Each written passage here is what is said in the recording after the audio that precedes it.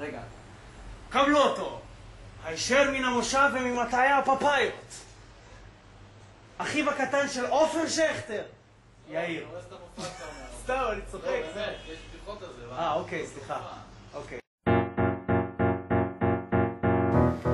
אני יוצא למופע סטנדאפ ראשון.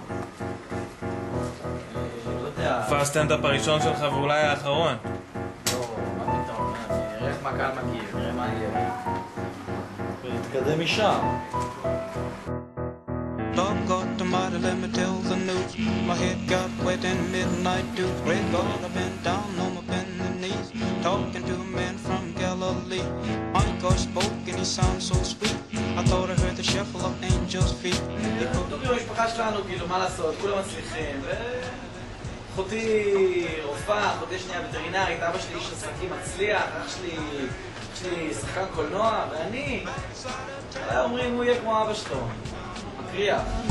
For a long time, run on, ducking and dodging, run on you for a long time. Let me tell you, God Almighty gonna cut you down. You might throw your rock. עכשיו יש בקטע הזה עם התקרחות זה בעיה.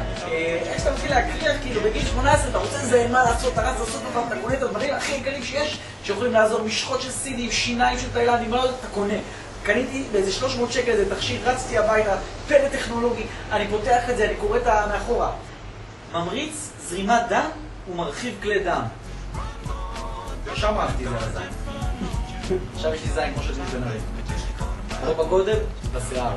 Run on for a long time, run on, ducking and dodging, run on you for a long time. Let me tell you, God Almighty gonna cut you down. מה אתם אומרים על ההופעה של מאיר? אתם מתרגשים? אני חושב שנראה לי שהבדיחות שלי קצת גדולים יותר. לא, אבל באמת, כאילו, למישהו יש פה הרבה שערות על הזין, אני לא יודע אם אתם יודעים, אבל אם אתה מגלח את הביצים, הזין נראה הרבה יותר גדול. הנה, תסתכלו על האשכנזי שם עושה פאק, תפסו אותי, איזה באסה לו. אבל לא, אז כאילו מה, אז אני מגלח לגמרי, הוא נראה גדול, כי הוא כזה, אני יוצא, אני עומד מול המראה ככה אחרי המקלחת, אני אומר, וואי, איזה גודל. עכשיו, אתם מכירים את הפתגם הזה ש-object may appear larger in mirror? אני הולך עם הרע הזה. Tell that midnight rider, tell the gambling, rambling, backslider, tell the God Almighty gonna cut you down. אני גם שותה מלא אלכוהול. יום אחד הלכתי לאדי לחתום על כרטיס תרומת איברים, חיברו איתי 6,000 שקל על הכרטיס. אני יוצא למופע סטנדאפ. מצב שאני אלבסס הרבה בגם, אבל לא יודע, מקבל טוב. שלום לכולם, אני יאיר שכטר, פעם ראשונה שלי אז אני קצת מתרגש.